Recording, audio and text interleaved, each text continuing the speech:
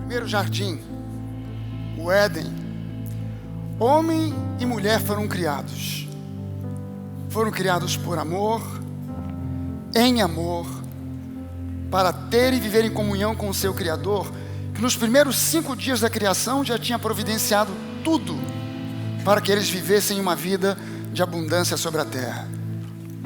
Mas o pecado, a infeliz escolha de dar ouvidos ao inimigo absoluto do Deus Altíssimo, fez com que aquela comunhão, aquele relacionamento próximo, íntimo e amoroso, fosse deteriorado.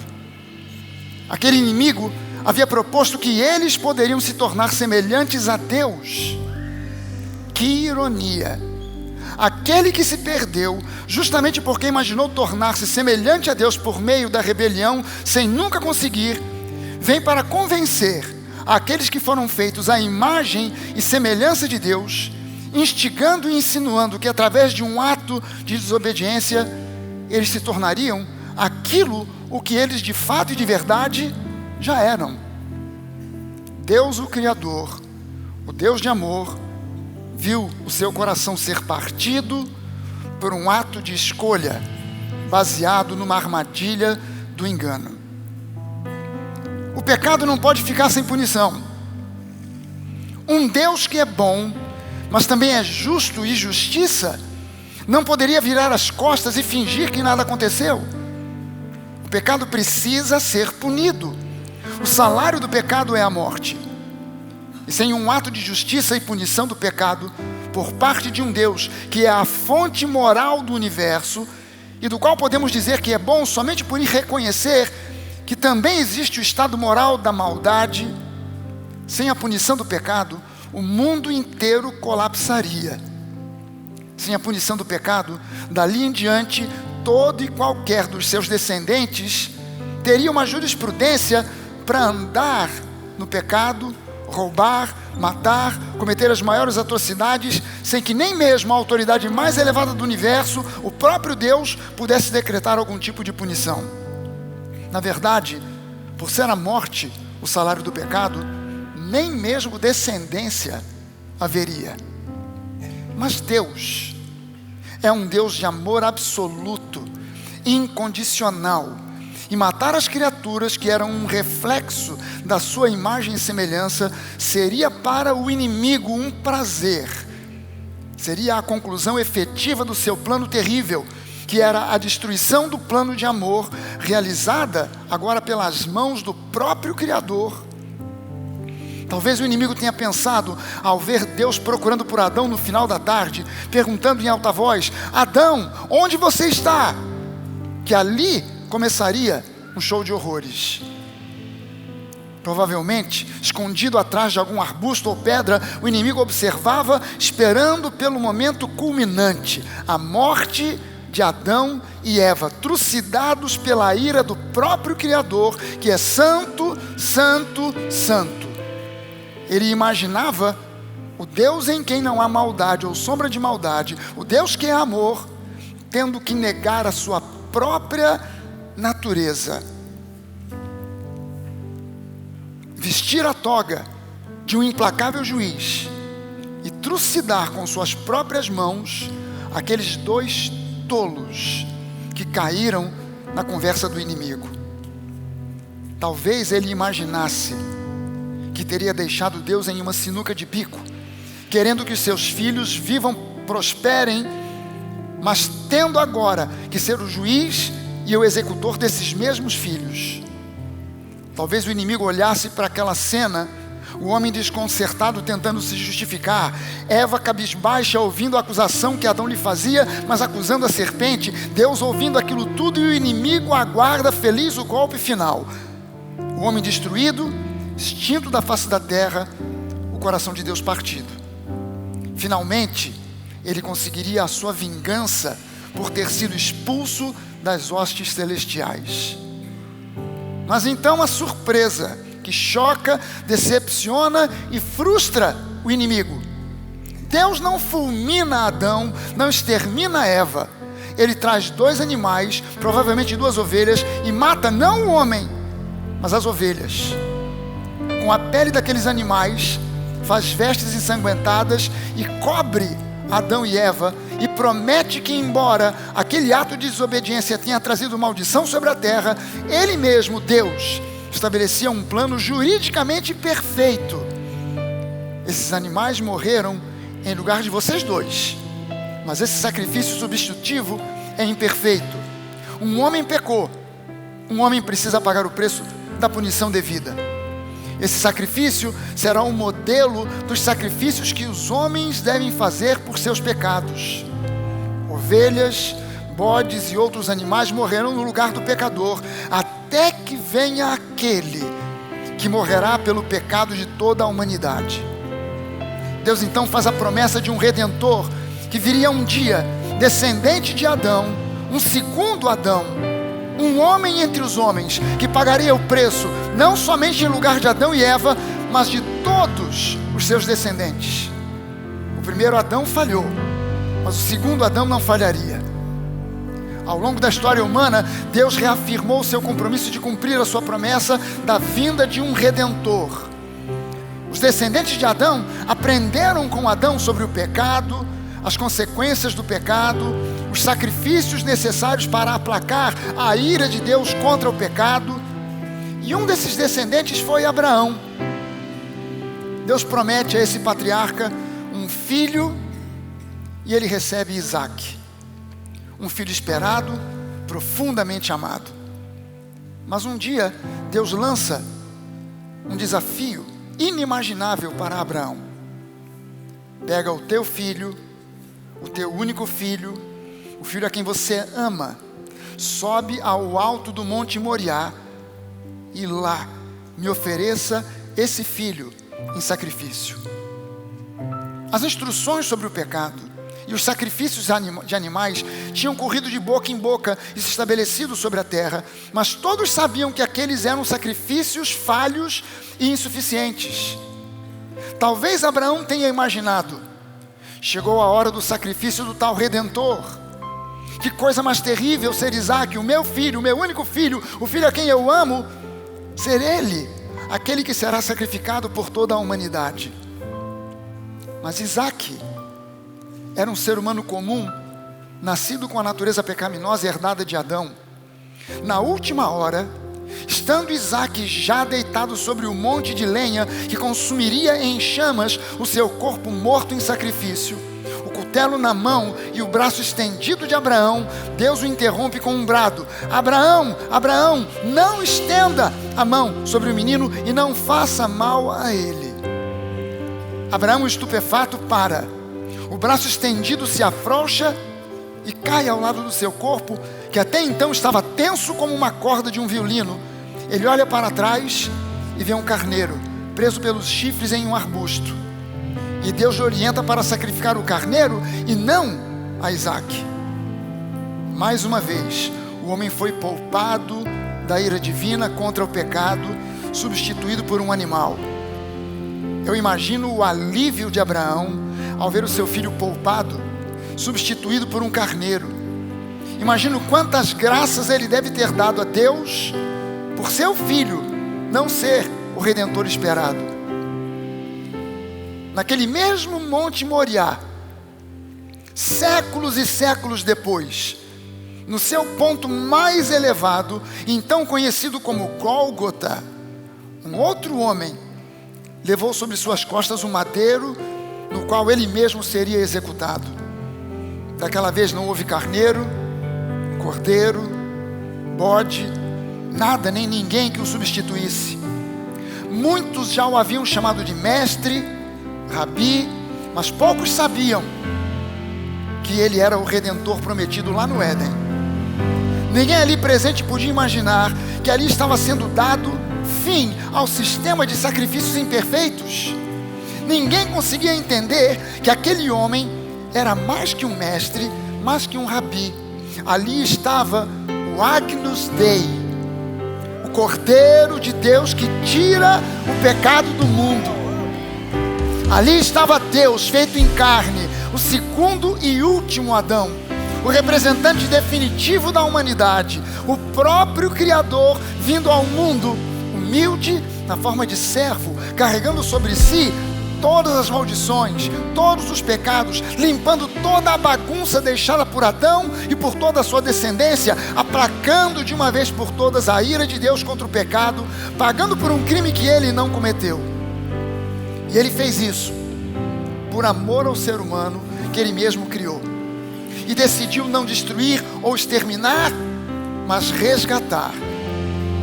Agora nós podemos entender as palavras do apóstolo Paulo, quando ele diz em Romanos 3, de 21 a 26, mas agora, sem lei, a justiça de Deus se manifestou, sendo testemunhada pela lei e pelos profetas.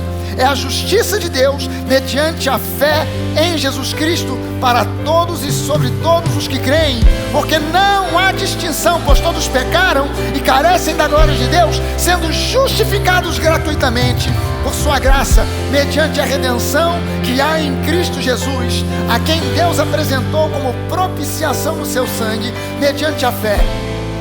E Deus fez isso para manifestar a sua justiça, por ter ele na sua tolerância deixado impunes os pecados anteriormente cometidos, tendo em vista a manifestação da sua justiça no tempo presente, a fim de que o próprio Deus seja justo e o justificador daquele que tem fé em Jesus.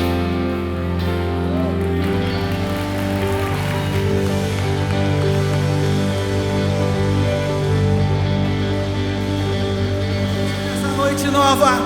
Quem pode celebrar nessa noite porque Jesus ressuscitou? Quem pode dar um brado de vitória? Vamos!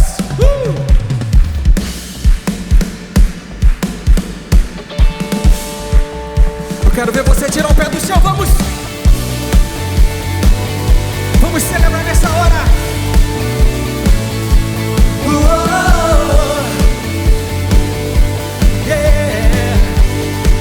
Vamos dizer isso nessa hora, vamos! Longe estava meu coração, me resgatou com sua forte mão, e das cinzas me restaurou. Hoje em seus braços seguro estou. Teu amor não posso explicar, todos os dias vou te buscar. Por tua graça caminharei, em liberdade eu vivo. Ouça isso nessa noite, vamos juntos. Em ti sou livre. Te exaltamos, seu amor, amor, amor é pra sempre. Oh, oh, oh. Tu vives mais em mim, meu coração é teu. Vivo por teu amor, livre em ti eu sou.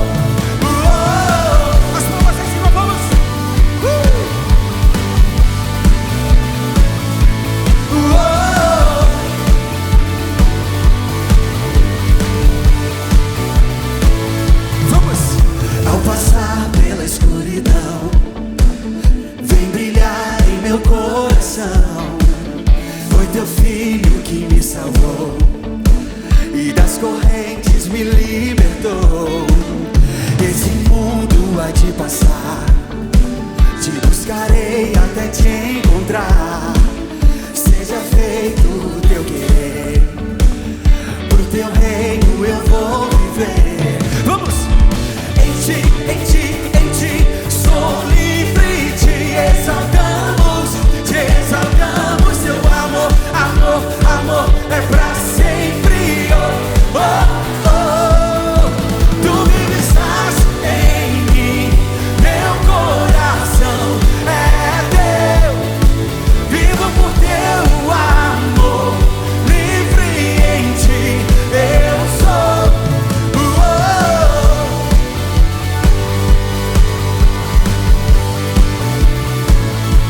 oh.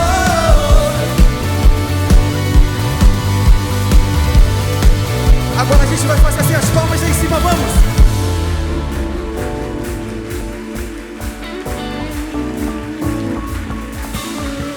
Em ti sou livre, te exaltamos.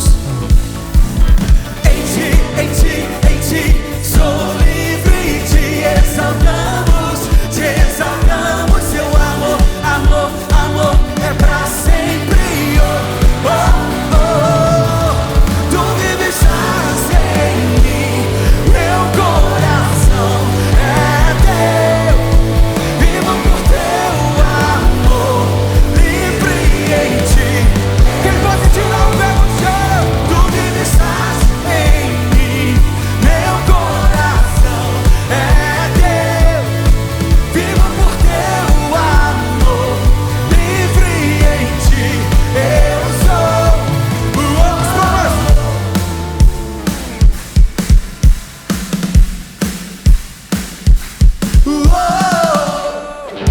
Quem pode fazer barulho? Aleluia! Cara, se você puder nessa noite, diga para umas 50 pessoas: Jesus ressuscitou. Jesus ressuscitou. Mateus 28, não temas, não temas. Ele não está aqui porque Ele ressuscitou. Não tenham medo porque Ele ressuscitou. Se é que você busca aqui nessa noite, cara, milagre, Jesus ressuscitou para você nessa hora. Milagres para você em nome de Jesus. Em nome de Jesus.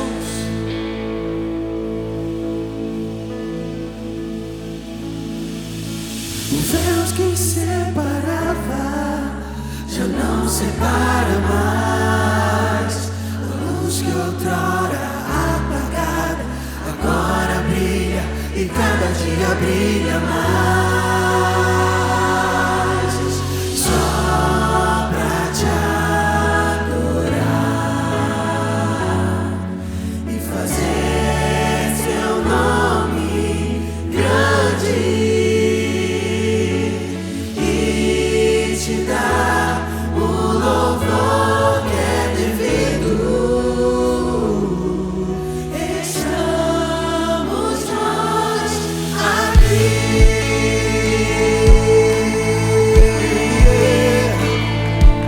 Deixou os céus pra me encontrar.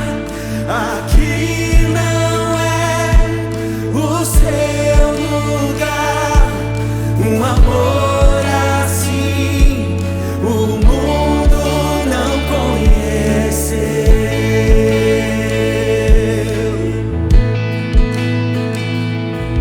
Naquela cruz se entregou, o seu perdão me alcançou.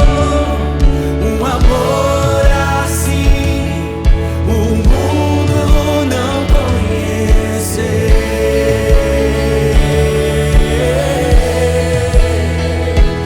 No altar de adoração, outro nome igual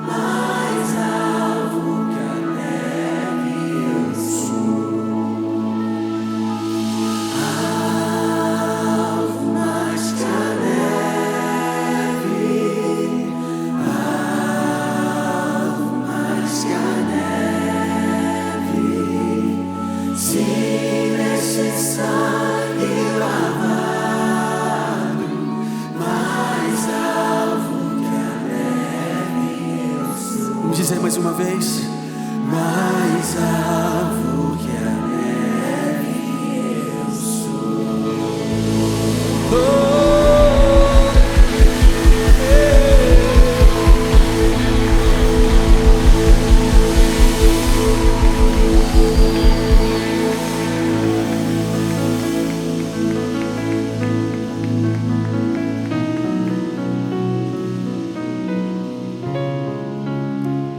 Jesus veio ao mundo não como um guerreiro, vestido com uma armadura ou com vestes suntuosas, cravejadas de diamantes e esmeraldas.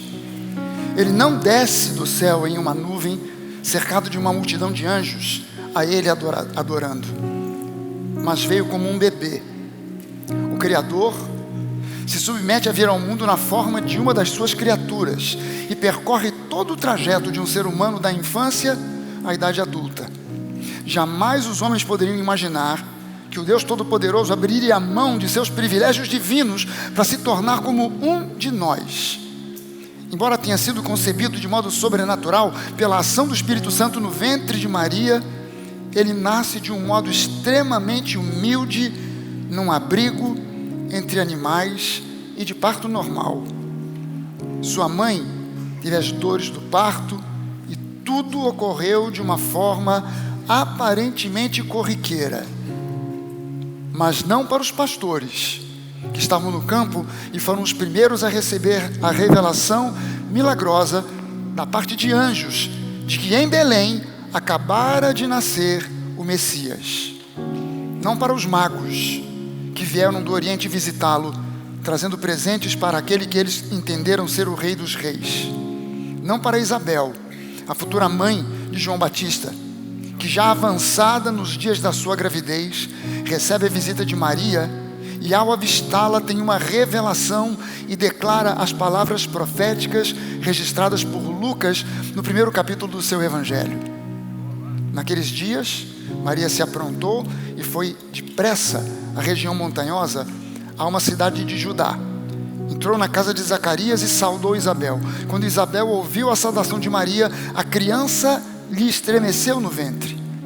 Então Isabel ficou cheia do Espírito Santo e exclamou em alta voz: bendita é você entre as mulheres e bendito o fruto do seu ventre. E que grande honra é para mim receber a visita da mãe do meu Senhor. Pois logo que me chegou aos ouvidos a voz da saudação que você fez, a criança estremeceu de alegria dentro de mim. Bem-aventurada a que creu, porque serão cumpridas as palavras que lhe foram ditas da parte do Senhor. Zacarias, o pai de João Batista, também recebeu essa mesma revelação e profetizou no dia do nascimento do seu filho João: bendito seja o Senhor, Deus de Israel, porque visitou e redimiu o seu povo e nos suscitou plena e poderosa salvação na casa de Davi, seu servo, como havia prometido desde a antiguidade por boca dos seus santos profetas, para nos libertar dos nossos inimigos e das mãos de todos os que nos odeiam, para usar de misericórdia com os nossos pais e lembrar-se da sua santa aliança e do juramento que fez ao nosso pai Abraão, de conceder-nos que, livres das mãos do inimigo, o adorássemos sem temor, em santidade e justiça diante dele todos os dias. E você, menino, referindo-se a João, será chamado profeta do Altíssimo,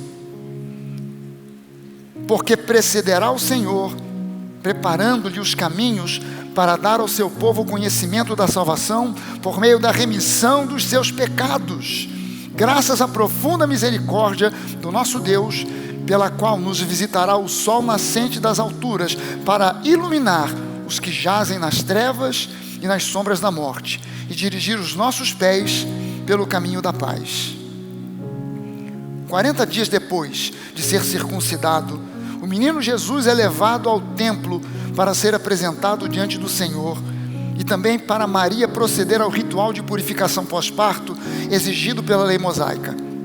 Simeão, um homem de oração que tinha recebido de Deus uma promessa, que não morreria antes de ver o Messias, dirigido pelo Espírito Santo de Deus, vai ao templo no exato dia da apresentação de Jesus.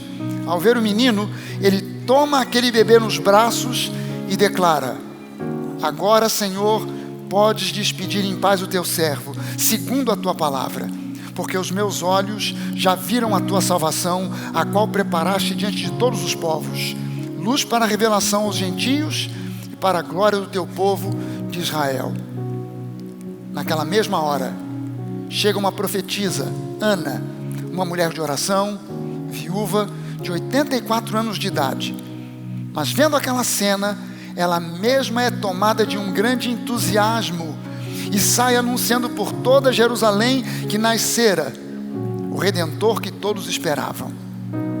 Aos 12 anos, durante uma festa da Páscoa, Jesus chocou os doutores da lei, que se admiraram da sua inteligência e desenvoltura no entendimento da Torá em tão tenra idade.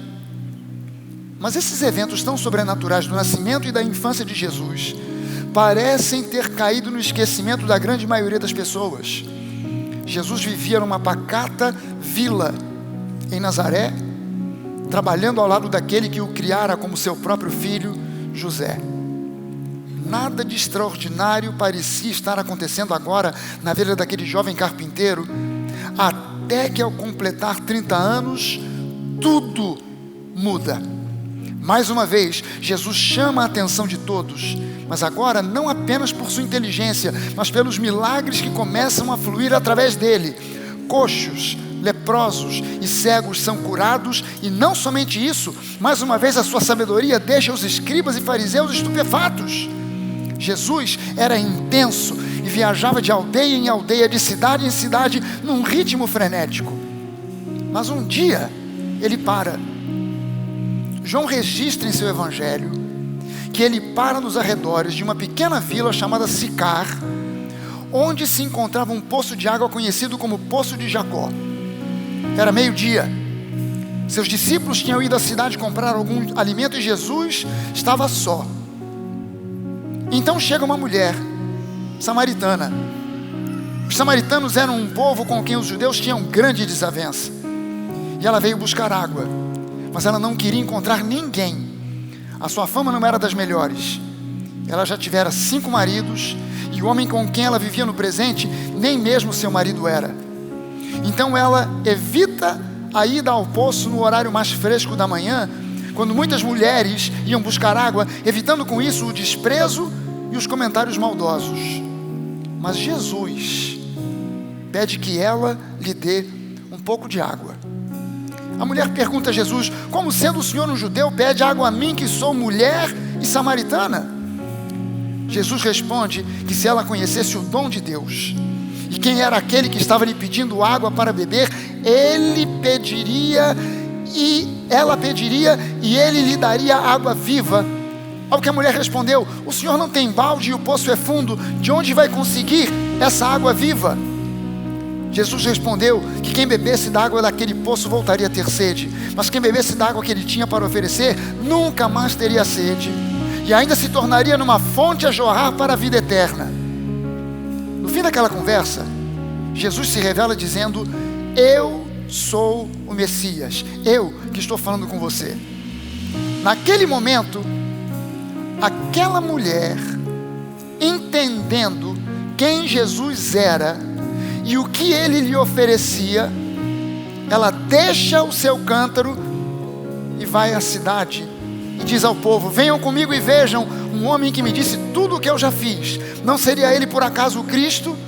Então saíram o povo todo da cidade e a seguiu, e foram todos até onde Jesus estava. Agora, não lhes parece algo completamente fora da curva que Jesus tenha forçado a barra com os discípulos para passar por um território hostil aos judeus, como Samaria, e ali tenha entabulado um diálogo com uma mulher que ele não conhecia e, além de tudo, era uma samaritana? Esse episódio nos mostra o coração de Jesus, um coração que vai buscar o perdido onde quer que ele se encontre, que não espera que a pessoa se apresente e se reconheça como pecador, mas ele mesmo usa da sua iniciativa, chegando de forma doce e discreta, sem tentar provar que é Deus, mas apenas dando atenção e, sem que se perceba, sondando o coração daquela mulher para finalmente se revelar como aquele que tem o poder para salvar. Aquela mulher procurou a felicidade nos homens com quem se relacionou. Foram 6 homens, um recorde extraordinário e extremamente incomum naquele tempo. Mas foi o 7º homem que lhe deu identidade. Aquele que em momento algum lançou sobre ela qualquer tipo de condenação, que não se aproximou com interesses secundários. O interesse dele não estava na acusação do pecado ou na confrontação, mas na salvação. E Jesus fez dela a primeira evangelista da história. Não foram poucos os milagres que Jesus realizou em seu tempo de vida na terra de Israel. Não foram poucas as pessoas curadas, restauradas, transformadas e ricamente abençoadas. Não foram poucos os que receberam o maior de todos os milagres, a salvação. Esse Jesus que realizou tantos milagres em Israel continua sendo o mesmo. As Escrituras dizem: Jesus Cristo é o mesmo ontem, hoje e para sempre. O seu amor por nós não se alterou. O seu olhar gracioso sobre nós nunca se desvia ou se altera. E Ele continua a realizar os mesmos milagres que realizava no passado, seja a salvação e fazer de cada um de nós uma fonte de bênçãos para todos aqueles que estejam à nossa volta.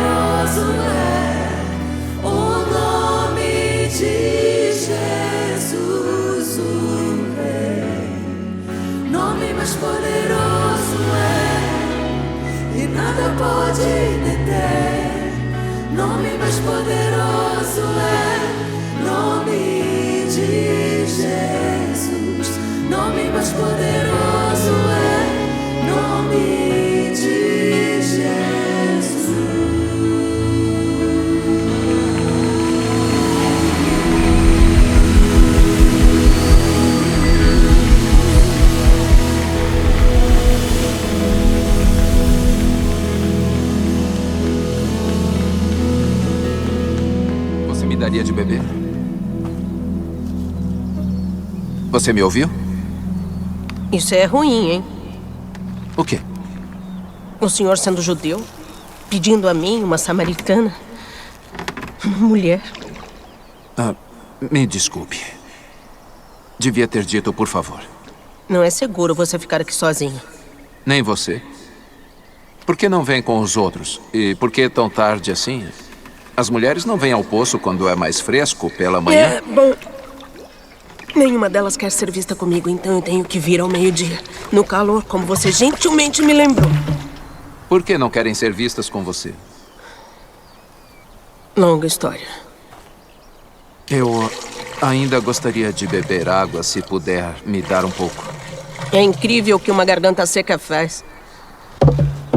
Eu não sou impura pra você? Não será maculado por essa ânfora? Talvez algumas pessoas do meu povo digam isso sobre suas mulheres, mas eu não. É? E o que você diz? Digo que se soubesse quem eu sou, você teria pedido água a mim. Jura? E eu lhe teria dado água viva. É. Só que o senhor não tem com que tirar a água e esse poço é fundo. Além do mais, por que você precisa de mim se tem sua própria reserva de água viva? Longa história. Mas a água judaica é melhor do que a samaritana, né? Não foi o que eu disse. Por acaso o senhor é maior do que o nosso pai Jacó, que nos deu esse poço? A sua água é melhor do que a dele? Eu conheço Jacó. E digo que quem beber desta água terá sede outra vez. Mas quem beber da água que eu der, nunca mais terá sede. Isso seria ótimo. A água que eu der se tornará dentro da pessoa uma fonte a jorrar para a vida eterna. É mesmo? Sim, é mesmo. Prove isso. Primeiro, vá, chame o seu marido e volte. Então eu mostro. Eu não tenho marido. Tem razão. Você já teve 5. E o homem com quem vive agora não é seu marido.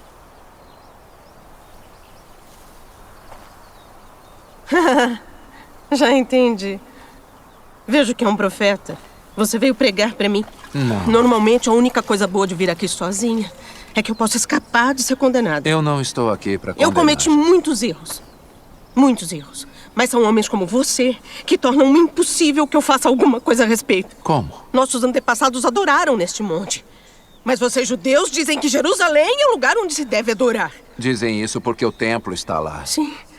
Exatamente onde não é permitido. Eu vim para quebrar essas barreiras. E está próxima a hora em que nem neste monte, nem em Jerusalém, vocês adorarão o Pai. Então, para onde é que eu devo ir quando eu precisar de Deus? Eu nunca recebi nada de Deus, mas mesmo se recebesse, eu não poderia agradecer. Qualquer lugar. Deus é espírito. Está chegando a hora, e de fato já chegou. Que não importará onde você o adora, mas que apenas faça isso em espírito e em verdade. Coração e alma, esses são os adoradores que o Pai procura. Não importará de onde você é ou o que você fez.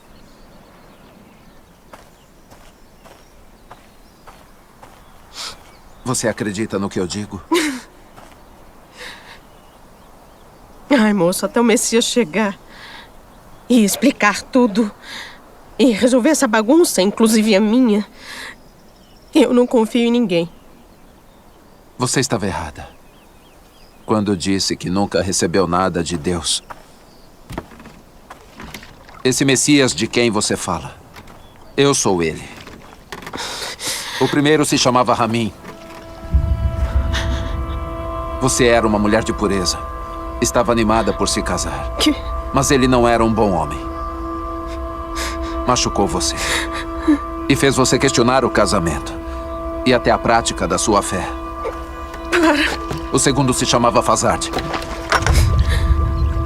Na sua noite de núpcias, a pele dele tinha cheiro de laranja. E até hoje, toda vez que você passa pelas laranjas do mercado, você se sente culpada por deixá-lo. Porque ele foi o único homem verdadeiramente devoto com quem você esteve. Mas você se sentia indigna. Por que você está fazendo isso? Eu não me apresentei ao público como o Messias. Você é a primeira. Seria bom se acreditasse em mim.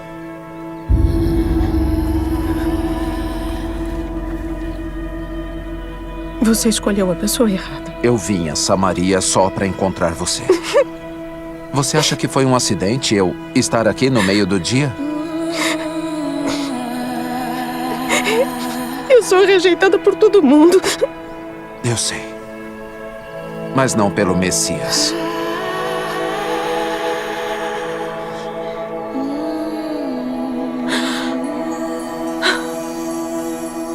E você sabe essas coisas porque você é o Cristo.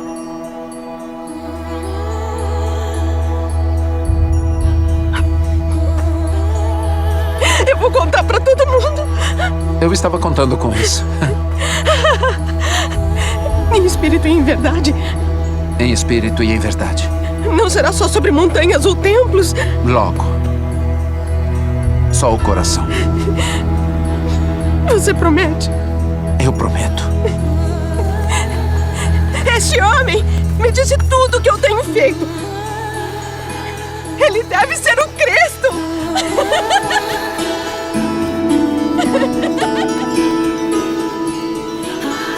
Espera! Adeus!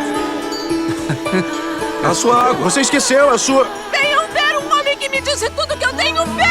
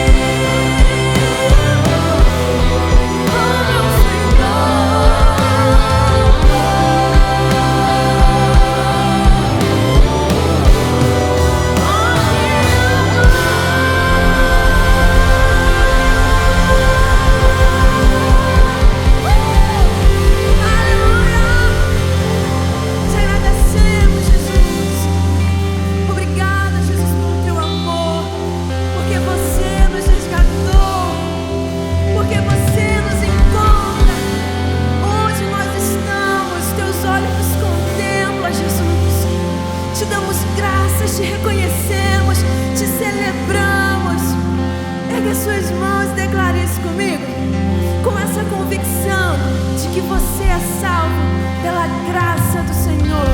Uma graça superabundante na sua vida, na sua casa.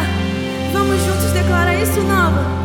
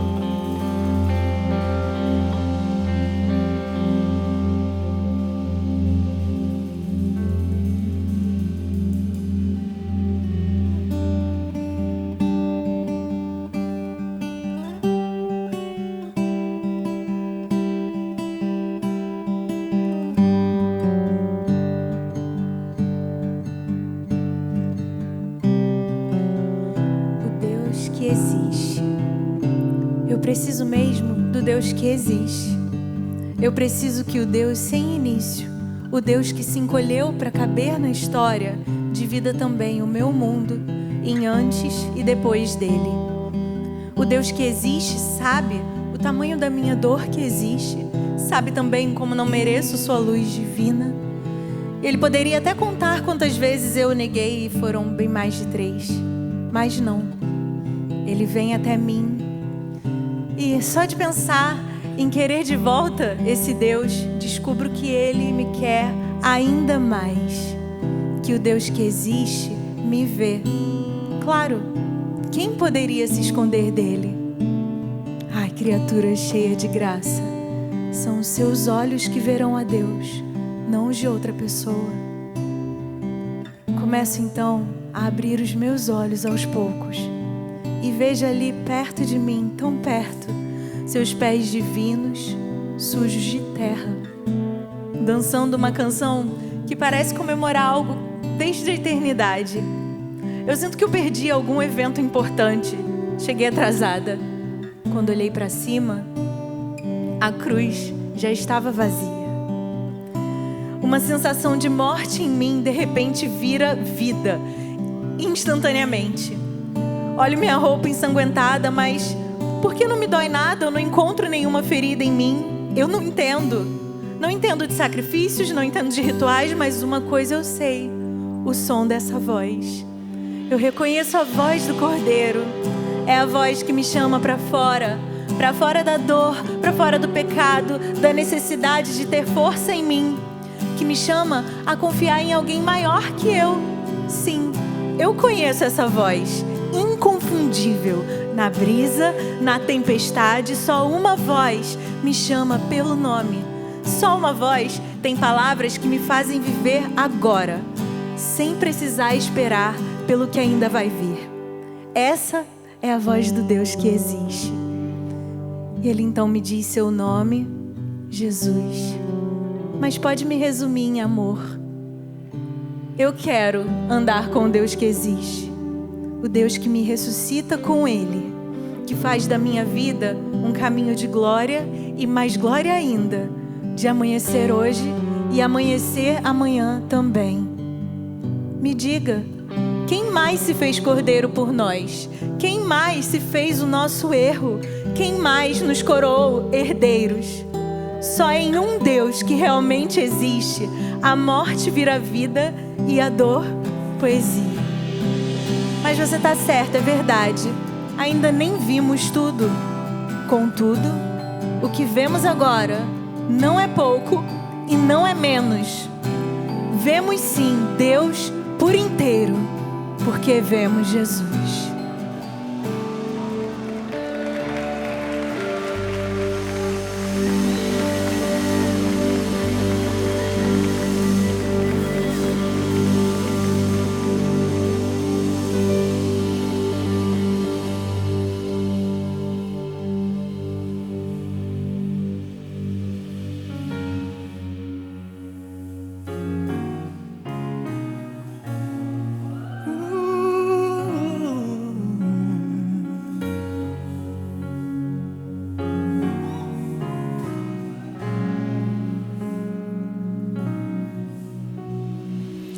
Pela graça eu já sou curado, pouco a pouco sendo transformado. Perfeito não sou, contudo sou grato. Tenho lutas, mas eu não desisto. Com coragem sigo vencendo. Perfeito não sou, contudo sou grato. Novo dia recebi pra te amar, ó Deus, e me trouxe até aqui para testemunhar. O que posso dizer?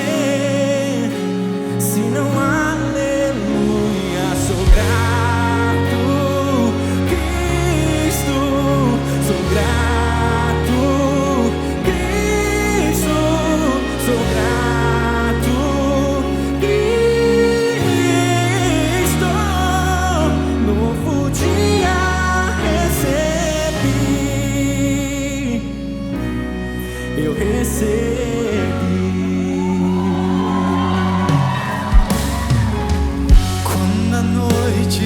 Se aproximava, quase sem esperança eu estava.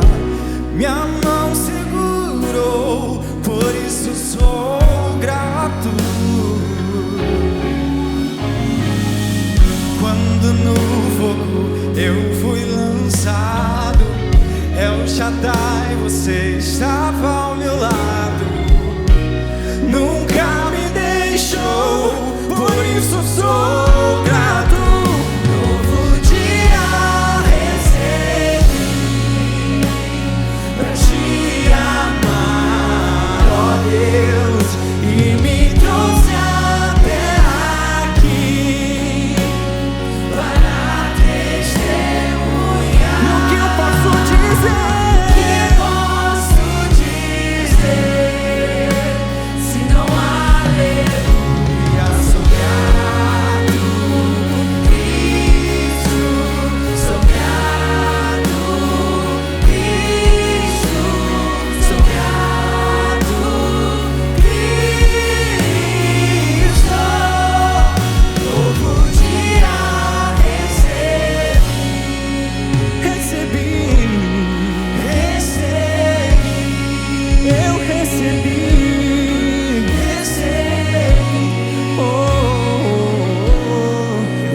Meu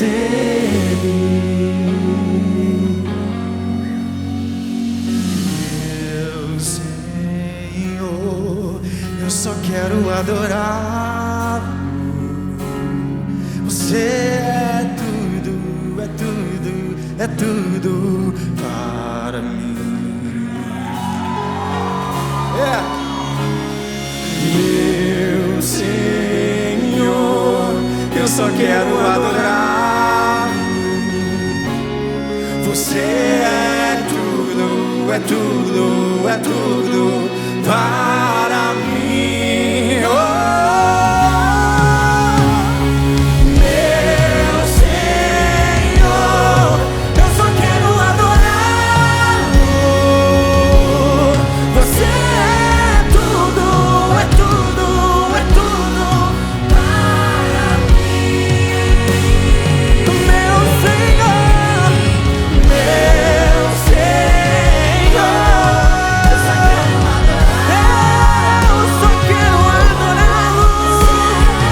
Tudo, é tudo, é tudo para mim. Novo dia recebi pra te amar, ó Deus, e me trouxe até aqui para testemunhar. O que posso dizer se não aleluia? Sou grato, Cristo, sou grato, Cristo, sou grato, Cristo.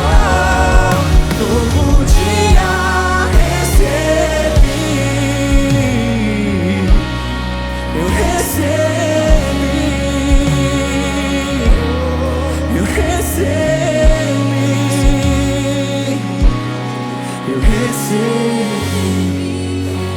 Nova, você pode declarar comigo. Meu Senhor,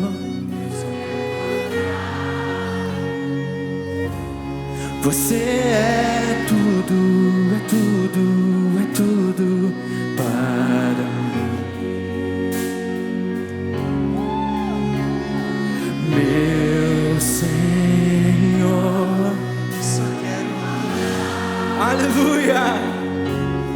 Você é tudo, é tudo, é tudo para mim. Eu só quero cantar. Meu Senhor, eu só quero adorá-lo. Você é tudo, é tudo, é tudo para mim. Meu Senhor, eu só quero adorá-lo. Você é tudo,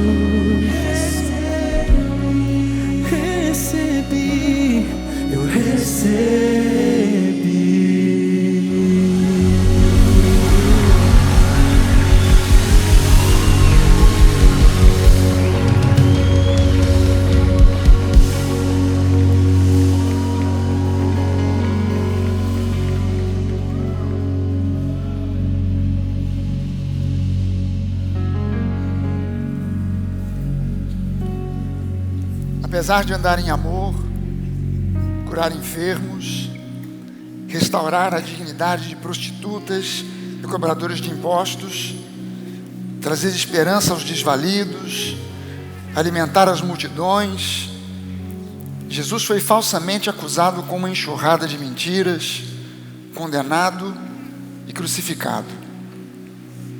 A crucificação já seria por si só uma morte indigna, promulgada para os grandes criminosos, mas além disso, extremamente sofrida, lenta e dolorosa. Mas como os acusadores de Jesus sabiam que aquela morte lenta e dolorosa poderia não acontecer antes do Shabat, do sábado, para apressar a morte, antes da cruz, Jesus foi espancado e flagelado.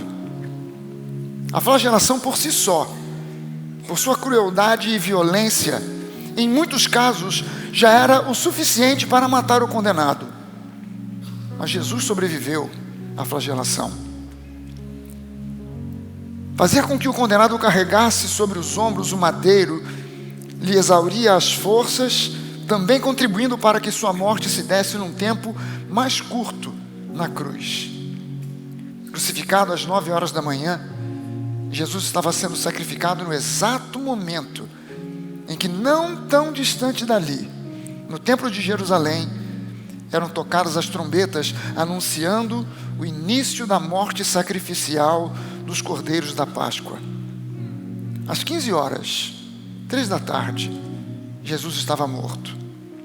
Seu último brado na cruz foi: está consumado. Jesus foi manso e humilde até o último momento. Ele não berrou, não se revoltou contra os soldados que o crucificavam, não praguejou contra eles ou contra os que zombavam dele aos pés da cruz, mas intercedeu por eles, pedindo ao Pai que os perdoasse, pois não sabiam o que estavam fazendo. E momentos antes de morrer, mesmo estando pendurado naquela cruz infame, como prova de sua grande bondade e amor, Jesus deu a salvação a mais um perdido, um daqueles 2 ladrões que foram crucificados, um à sua direita e o outro à sua esquerda. Um dos malfeitores crucificados blasfemava contra Jesus, dizendo: você não é o Cristo? Salve a si mesmo e a nós também. Porém o outro malfeitor o repreendeu, dizendo: você nem ao menos teme a Deus, estando sob igual sentença? A nossa punição é justa, porque estamos recebendo o castigo que os nossos atos merecem. Mas este não fez mal nenhum. E acrescentou: Jesus, lembre-se de mim quando você vier no seu reino. Mas Jesus lhe respondeu: em verdade lhe digo que hoje você estará comigo no paraíso. Desde o meio-dia até as 3 da tarde, hora em que Jesus entregou o seu espírito ao Pai, houve trevas sobre a terra e o dia virou noite. Jesus, em sofrimento extremo, pergunta: Deus meu, por que me desamparaste? Era Deus virando-se para não ver o quadro mais horrível de toda a eternidade: o pecado da humanidade sendo colocado sobre o seu Filho amado. Mas no momento em que Jesus expirou, o céu tornou a se abrir e o sol voltou a brilhar. Estava consumado. Sem que tivéssemos feito qualquer boa ação, mesmo estando ainda distante o dia do nosso nascimento, por sua graça, através do seu sacrifício perfeito, Jesus já estava nos entregando gratuitamente a salvação e a vida eterna. A partir dali, até o domingo, se completaram 3 dias de silêncio e de dor. O que ninguém podia ver era Jesus, naquele intervalo de tempo, em espírito, indo ao inferno para depositar o lixo do nosso pecado e todas as nossas maldições. Quando inquiridos com a clássica pergunta: se você morresse hoje e chegasse aos portões do céu e te perguntassem por que razão você deveria ser permitido entrar no céu, a maioria das vezes as pessoas respondem usando a primeira pessoa: porque eu criei, porque eu tenho fé, porque eu sempre fui uma boa pessoa, sem perceber que esse tipo de resposta está grosseiramente errada. A resposta certa só pode ser dada na terceira pessoa, porque Ele me amou, porque Ele me salvou, porque Ele e somente Ele fez o que fez por mim. Pense naquele ladrão que estava ao lado de Jesus. Eu gostaria de encontrar aquele homem para fazer umas perguntas. Você foi um facínora, condenado para morrer crucificado, nunca frequentou a escola bíblica dominical, não foi batizado nas águas, não sabe absolutamente nada sobre membresia de igreja, e ainda assim chegou no céu. Como foi isso? Talvez tenha sido o que o anjo recepcionista dos portões do céu tenha perguntado: como é que você chegou aqui? Bom, eu não sei, respondeu o sujeito. Como é que é? Você não sabe. O anjo desconcertado diz a ele: só um momento, eu vou ter que chamar o meu supervisor. O anjo supervisor chega. Me perdoe, mas deixa eu fazer algumas perguntas. Você conhece a doutrina da justificação pela fé? E ele responde: nunca ouvi nada sobre isso na vida. E sobre a doutrina da infalibilidade das Escrituras? Eu não tenho a menor ideia do que você está falando. Finalmente, frustrado, o anjo pergunta: então baseado em que você chegou até aqui? E ele responde: foi aquele homem da cruz do meio que disse que eu podia vir. Jesus é o bastante, o seu amor é o céu sobre nós, a sua graça é o céu sobre nós. Ao ver a morte na cruz, o inimigo talvez tenha pensado: finalmente a minha vitória chegou, minha vingança contra Deus se concretizou. Mas no terceiro dia, a vida reinou. Onde havia morte, agora há ressurreição. O sacrifício perfeito foi realizado. A morte de Jesus pagou o preço cobrado pelo pecado. O seu sangue nos lavou, nos perdoou, a sua graça nos alcançou. E é a Ele que nós damos toda a honra, é a Ele que nós damos toda a glória, é a Ele que nós damos todo o louvor. Aleluia!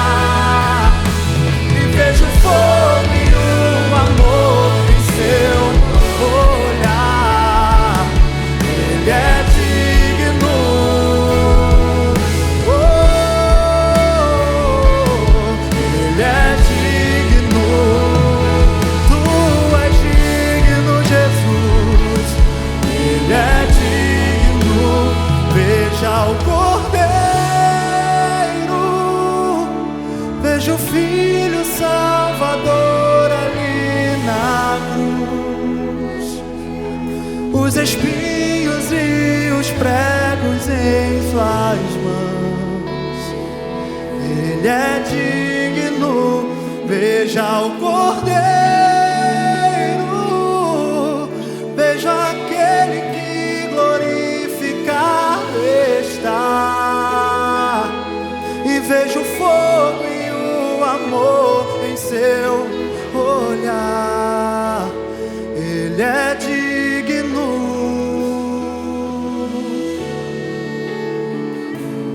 Ele é digno. Aleluia. Na nova igreja nós celebramos a ceia do Senhor todos os domingos, mas não há ocasião mais oportuna para celebrarmos a ceia do Senhor do que no domingo de Páscoa, porque é exatamente esse o domingo da vitória de Jesus sobre a morte. A ceia não é um momento funeral, um momento de lamento. Nós não estamos na sexta-feira vendo o sepultamento de Jesus após a cruz, sem saber o que aconteceu no domingo. Nós já passamos daquele momento, estamos olhando para trás e nós sabemos: Jesus ressuscitou. Então eu convido você a fazer como Ele nos instruiu, e a pegar esses elementos, ter nas suas mãos agora esse pequeno pedaço de matzá, esse pão sem fermento, que fala do corpo de Cristo, que foi ferido, maltratado, mas pelas suas pisaduras nós fomos sarados. Exercite a sua fé e declare: desde o topo da minha cabeça até a planta dos meus pés, eu tenho uma saúde sobrenatural que vem do trono da graça. Eu me vejo sadio, eu me vejo curado, eu me vejo saudável, porque Jesus pagou o preço para que eu tenha saúde plena. Vamos comer do pão.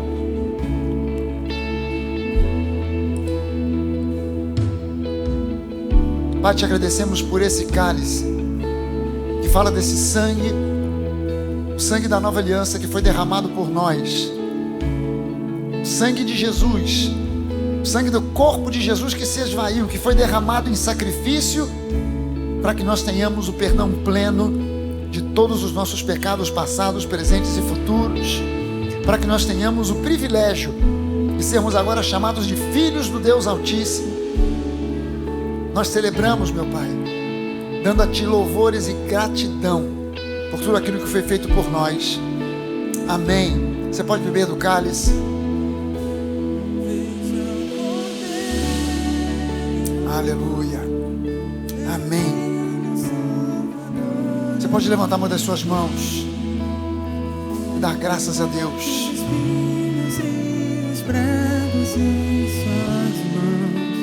Declarando que Ele é digno. Ele é digno, veja o Cordeiro, veja aquele que glorificado está, veja o fogo e o amor em seu Obrigado, Jesus. olhar. Ele é digno, veja o Cordeiro, Aleluia, Jesus. veja o Filho Salvador ali na cruz, os espinhos e os pregos em suas mãos. Ele é digno.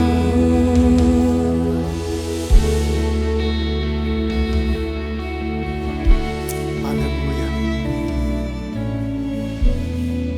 A gente está chegando ao fim desse encontro, mas antes da gente realmente finalizar, a gente quer ainda celebrar junto com você, mas eu não posso encerrar esse encontro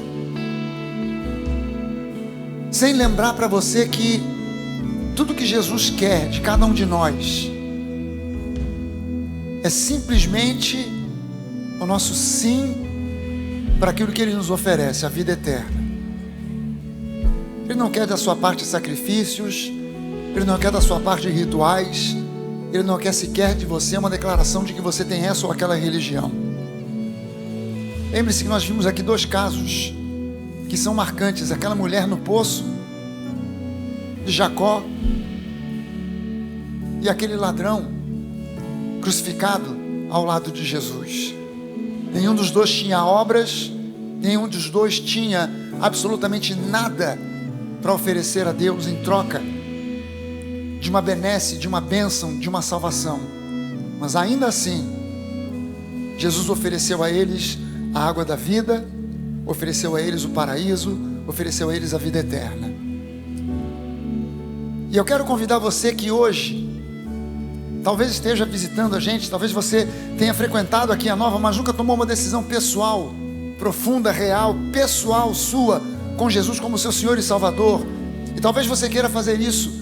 Talvez você que está acompanhando a gente pela internet, que está assistindo a esse encontro, talvez você queira tomar essa decisão de olhar para Jesus não como uma figura histórica apenas, não como um bom mestre.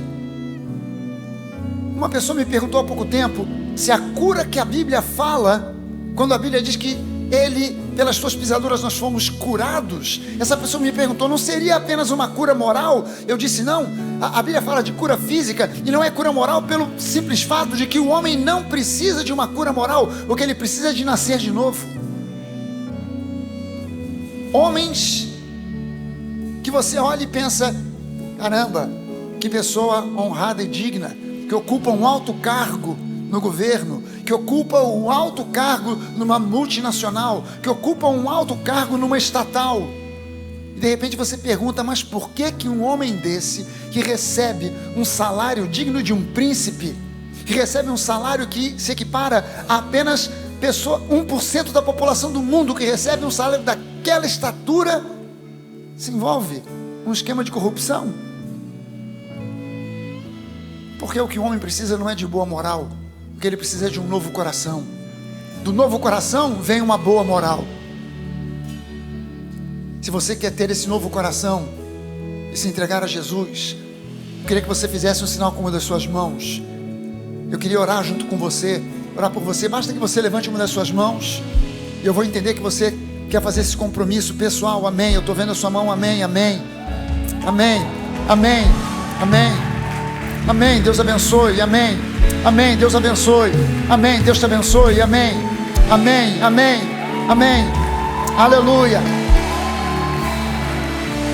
Deixa eu fazer um convite para você que levantou a sua mão. Eu quero convidar você a orar junto comigo. Talvez você até diga, pastor, eu não sei ainda orar, eu não estou acostumado com essas coisas. Eu vou orar e você vai apenas repetir. E todos nós aqui vamos fazer como se nós estivéssemos recebendo Jesus pela primeira vez na vida. Diga junto comigo assim: Senhor Deus, eu reconheço que preciso de um Salvador. Eu reconheço que Jesus é o Messias. Ele é o Salvador da humanidade e eu quero recebê-lo agora como meu Senhor, como meu Salvador pessoal. Jesus, obrigado pelo teu perdão pleno, obrigado pela nova aliança, aonde eu entro não pelos meus méritos, mas pelos teus méritos, pela tua graça, pelo teu amor. Muito obrigado por me amar profundamente, incondicionalmente, por me receber na tua família como filho legítimo. Obrigado, Jesus. Amém, amém, amém, aleluia, amém. Olha, você que fez essa oração junto comigo, quando a gente terminar aqui, por favor, não vá embora correndo. A gente tem um grupo de pessoas que quer te abraçar, te receber, te cumprimentar, te parabenizar, te conhecer um pouco mais. Ali fora no hall vão te indicar para você conhecer. A gente quer te presentear, a gente quer que você possa tomar também uma decisão de repente caminhar com a gente, fazer dessa casa um lugar de crescimento e amadurecimento espiritual. Amém? Antes da gente partir para a nossa música final, eu queria que você cumprimentasse pelo menos umas 157 pessoas que você não conhece, com quem você não tenha falado ainda.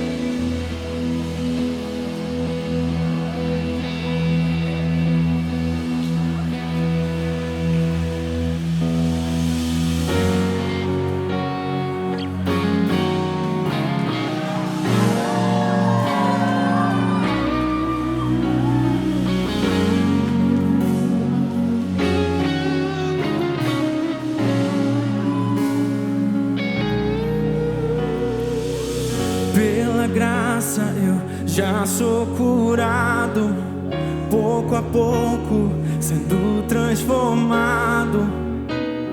Perfeito não sou, contudo sou grato. Tenho lutas, mas eu não desisto. Com coragem seguimos vencendo. Perfeito não sou, contudo sou grato. Novo dia recebi pra te amar, ó Deus, e me trouxe até aqui para testemunhar. E o que posso dizer se não aleluia? Sou grato, sou grato, sou grato. Estou novo dia recebi, eu recebi.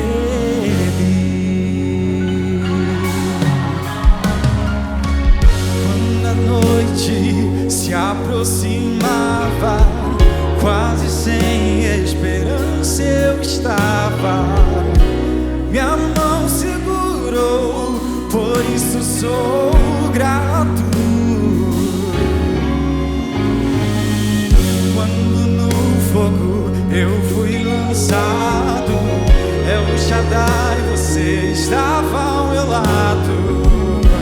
Nunca me deixou, por isso sou grato. Novo dia recebi pra te amar, ó Deus, e me trouxe até aqui para testemunhar. O que posso dizer se não aleluia? Sou grato, Cristo, sou grato, Cristo, sou grato, Cristo. Novo dia recebi, eu recebi,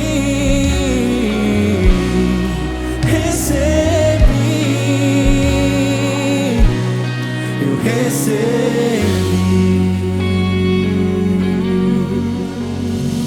Meu Senhor, eu só quero adorar. Você é tudo, é tudo, é tudo para mim. Meu Senhor, eu só quero adorar.